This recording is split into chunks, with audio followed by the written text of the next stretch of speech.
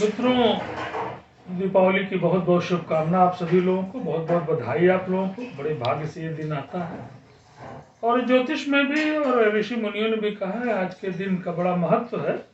भगवान राम आज आए थे अयोध्या में, आप सबको पता है। और आज के दिन कोई भी कार्य अगर आप करते हैं तो निश्चित रूप से उसमें सफलता आपको मिलनी ही चाहिए और मिलती भी है लोगों को।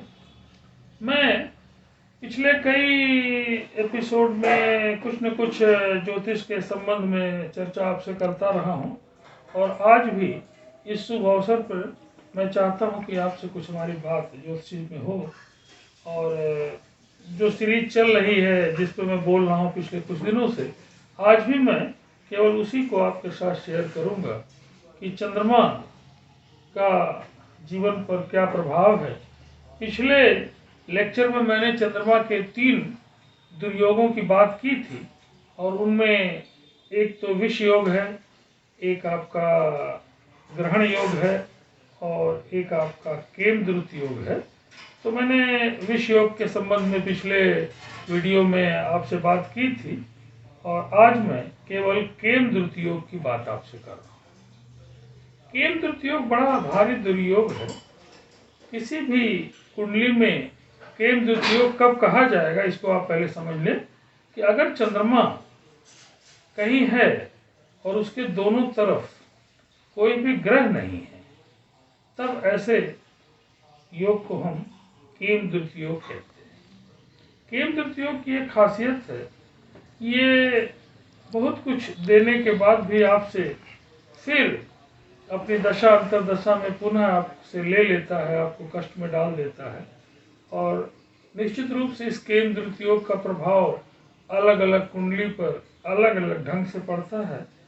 और केमद्रुत योग नहीं भी लगता है अगर चंद्रमा से चौथे घर पे या 7वें घर पे या 10वें घर पे अगर बृहस्पति मौजूद है और वो भी खास करके उच्च का बृहस्पति है, तब तो थोड़ा भी उसका असर नहीं है। इवन देन अगर बृहस्पति मौजूद है तो भी इस केमद्रुत योग का कोई खास प्रभाव नहीं पड़ेगा। और अगर आपकी कुंडली में केमद्रुत योग आ ही गया है, तब आप क्या करें? तब उसके लिए निश्चित रूप से चंद्रमा के निदान आपको करने होंगे।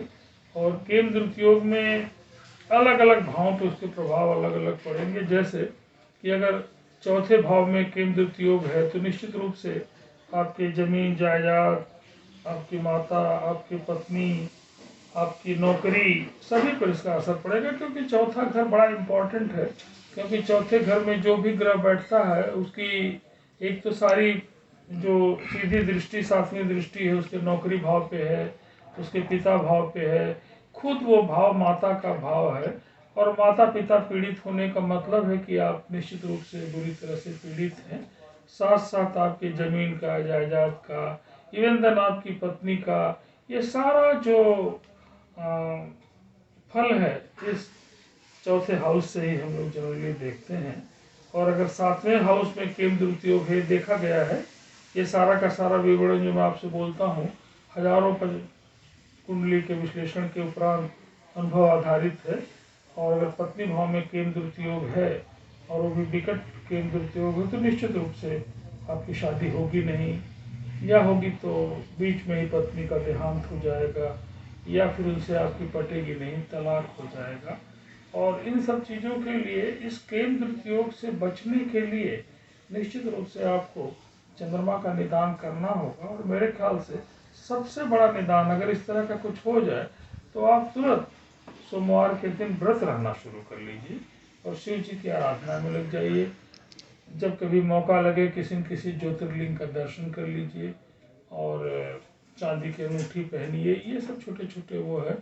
पूर्णिमा के दिन और चंद्रमा को आराधना कीजिए, उस दिन आप खीर भी खाइए और मंदिर में दान कीजिए, गरीबों को दान कीजिए। ये सब चीज़ें ऐसी हैं जो चंद्रमा के प्रभाव को निश्चित रूप से कम करेंगी। और केमद्रुत योग अगर हो ही जाए तो बहुत घबराने की आवश्यकता नहीं है। इन निदानों से आपको फ़ायदा मिलेगा। सत्यनारायण भगवान की कथा का बड़ा महत्व है। अगर आप हर पूर्णिमा को सत्यनारायण जी की कथा सुनते हैं तो इस भयंकर दुर्योग से आपकी रक्षा होगी और इन्हीं सब उपायों को आप करिए। अगर कोई समस्या है, आपको समझ में नहीं आ रहा है, तो मैं निश्चित रूप से हरदम उपलब्ध हूँ। मेरा मोबाइल नंबर आपको मिल जाएगा। और ऐसे तो मैं शिक्षक हूँ, लेकिन फिर भी ये मेरा एक बहुत प्रिय विषय है और इसमें मैं पिछले 10 वर्षों से, ये आप जान लीजिए कि करीब करीब 1-2 घंटे तो मैं रोज़ ही इस पे काम करता हूँ।